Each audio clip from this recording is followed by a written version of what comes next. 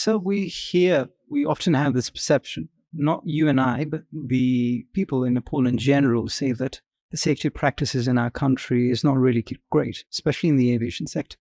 But there is something that we call SMS, Safety Management System. And as you said, this has gone better with time. About 10 years ago, when you started off in Yeti Airlines, it was maybe not that great. But with time, we've got more able personnel coming in various airlines and helicopters.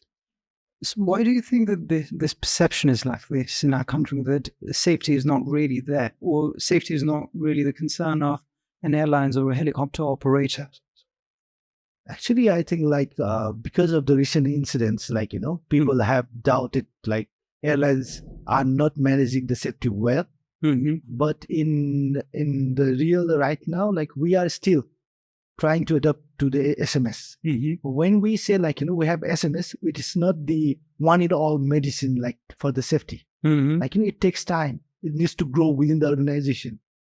For me, if you have to ask what are the challenges, I think one of the challenges is the technical challenge. That is SMS. We have bring it as a separate independent capsule in the organizational framework.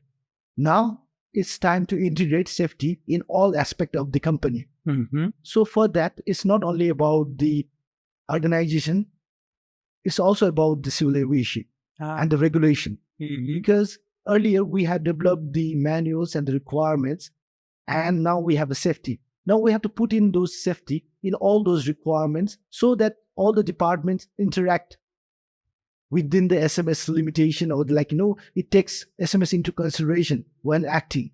So I think all these things needs time, and within the long run, I think slowly the requirements will change and they will adapt. So it will take time to put in SMS in all the requirements of the helicopter operation or the airline operation. Mm-hmm. And second challenge is the cultural challenge. If I have to say cultural challenge, it's behavioral issues or behavioral challenge. You cannot change a person in a day. Okay. We have people working for so many years, and if we expect we bring the SMS right now, and from day 2 he will be acting as per the SMS manual or the safety guidelines, it won't happen. Mm-hmm. It will take time. We need to grow the safety gradually. First, we should have an aim, goal, year by year goal. And what we are missing right now is we are technically sound right now in aviation. Mm-hmm. Technically, we are good. We know what is SMS, how to do the safety assessment, how to get the key performance indicator. Technically, we can, in documents, we can manage. But it should be a culture. Uh-huh. Culture needs time. Mm-hmm. I was coming from the Manish right now. There is a sky bridge, and I see more people running from the down than from the sky bridge. Why is that? Mm-hmm. Doesn't that person care about their life? It's not that case, because those person has been crossing the lane for so many years from the road. Now the sky bridge is there, but it will take time for them to go over the sky bridge. Mm. For that, we need to promote it. We need to promote it so well that they engulf it and they believe in it. Going from the sky bridge, it takes time, but it's safer. Unless and until we engrave these things into the belief system, it won't happen. Otherwise we are just acting I say always say in my SMS classes, to act is to pretend we know we will do that, but when there is a danger or when the real situation kicks in, we get into ourselves and we just forget all those principles and all. Even when we are driving home, when we are in a good mood, we are not in a rush, we'll follow all the traffic rules. Mm-hmm. But when there is a rush, you will try all the way to bend the rules to reach to your home fast. So that's the basic cultural thing. So to make it as a culture, it takes time. Mm-hmm. First, we need to develop the safety culture among all, not in the aviation itself, but everywhere. This is taking time because it's our national culture. Mm-hmm. If I say national culture, some might think it will never change. Uh-huh. Yeah. Uh-huh. But things take time. Nothing can they say I think it's Rome was not built in a day or something like that. So it's similar thing, like, safety culture cannot be built in a month, in a year. It takes time. And we should have some patience and definitive goals. Otherwise, like, we will try to do so many things and fail.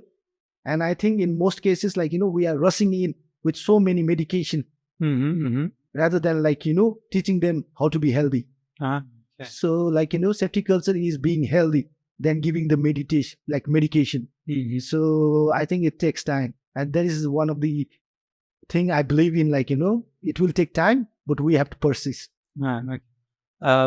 I think that if you take a look at two incidents, one was the Tara air crash that took place in Jung. I think it was March or May 29 in 2022. The final report said that they had taken more weight than the aircraft could. I think there was a maximum takeoff weight of about 12,500 pounds, and they'd carried about 12,616 pounds. Not a lot of difference, but a difference nonetheless.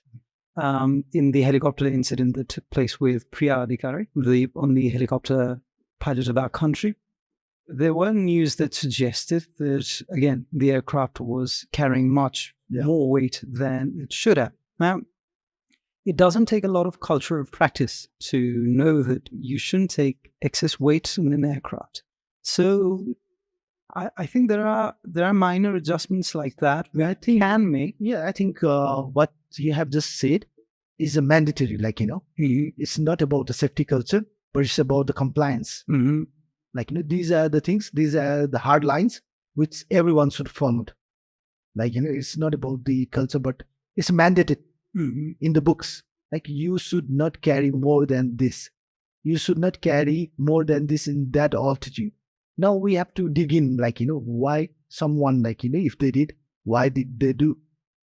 And in this case, like, rather than, I think, punishing someone or like blaming someone, I think it's like, are we doing the operational procedures right? Who are the stakeholders in that? So were there the enough manpower, enough trained manpower to monitor all those things? So we have to take it in the big organizational context, like what went wrong, rather than just one situation. Like, if there is a fault in the system, we cannot correct like by like penalizing one person. So we have to look in those things. And I think one of the issues I'm raising in many platforms when we're talking about safety is like, we have to move the game up for the operational procedures and operation side as well. Like, for being, I'm not boasting about being in the engineering side or the airworthiness side, like, but like we have to make the game up for the operational side.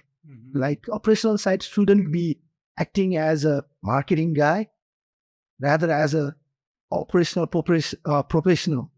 So there should be professional operational people who are handling all those flights.